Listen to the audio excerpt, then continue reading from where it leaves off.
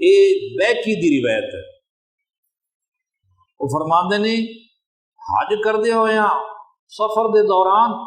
ہر قدم دے اوتے ایک غلام آزاد کرن دا ثواب ملتا ہے، اور جس ویلے حاجی احرام بنتا ہے غسل کر کے یا وضو کر کے احرام زیب تن کرتا ہے، اے کپڑے اتار دینا ہے سلے ہوئے، دو چادراں پہن لینا ہے احرام دیاں، جدوں حاجی محرم ہو گیا یعنی احرام بن لیا تے فرمایا جس دن اس دی ماں نے انہوں جنیا سی اس دے پنڈے تے کوئی گناہ نہیں سی، جس دن پیدا ہویا سی بس احرام جدو بن لینا ہے گئے تو گناہ ماں تو پاک ہو جاتا ہے جویں اج ماں نے پیدا کیتا ہو۔ اور پھر احرام بن کے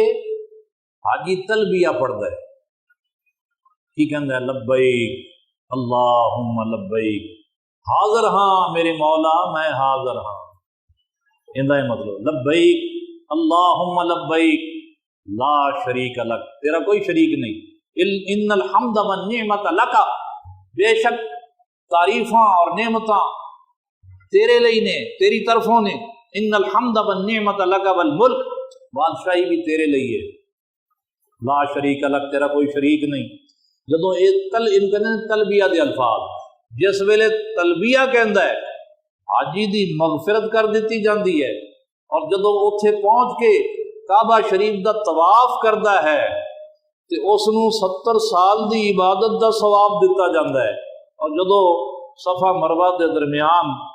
صحیح کر رہا ہوندا ہے، دوڑ رہا ہوندا ہے، جتنی دیر تک صحیح کردا رہندا ہے، 7 پھیرے مارنے نے صفا اور مروہ دے درمیان، 7 چکر لانے نے، جتنی دیر تک وہ صفا مروہ دی صحیح کردا رہندا ہے۔ ویسے میں ٹائم نوٹ کیتا سی 35 منٹ لگ جاندے، اب کوئی زیادہ جلدی کرے گا تو ہو سکتا ہے آدھے گھنٹے ہی مکا لو، تو تھوڑے آرام نہ چلے گا، ڈھیلا ہوئے گا تو 40 منٹ یعنی 35 منٹ میں ویکھے سن کہ ایوریج 35 منٹ لگتے ہیں صفا مروہ دی صحیح کرنا، وہ ادھا گھنٹہ لگے یا 35 منٹ، جتنی دیر تک صحیح کرتا ہے صفا مروہ دے درمیان تو رب تعالیٰ ڈیوٹی لگا دینا ہے 70,000 فرشتیاں دی کہ جب تک ان دی صحیح مکمل نہ ہو جائے ان دے نامہ عمل دے وچ نیکیاں لکھ دے ہی رہو، 70,000 فرشتے اتنی دیر تک اس سے نامہ اعمال دے اندر نیکیاں لکھ دے ہیں جب تک اس کی صحیح مکمل نہیں ہو جاندی۔ اور پھر جدو عرفات پہنچتا ہے اور میدان عرفات میں جا کے وقوف کرتا ہے اس ویلے اس نو دوزخ تو آزادی دا پروانہ مل جاتا ہے۔ حج نو جاندیاں یا آندیاں رستے وچ اگر موت آ جائے تو ہر سال جدو حج دا دن آئے گا، حج دے ایام آن گے، ایسا بندہ جو دوران سفر فوت ہویا ہے ہر سال اس نو حج اور عمرے دا ثواب عطا کیتا جاتا ہے۔ تے حرمین شریفین دی موت یعنی مکے مرے یا مدینہ منورہ تو پھر وہ لا حساب اللہ، اون دے اسے تو کوئی حساب ہی کوئی، بغیر حساب ہی بخشیا گیا۔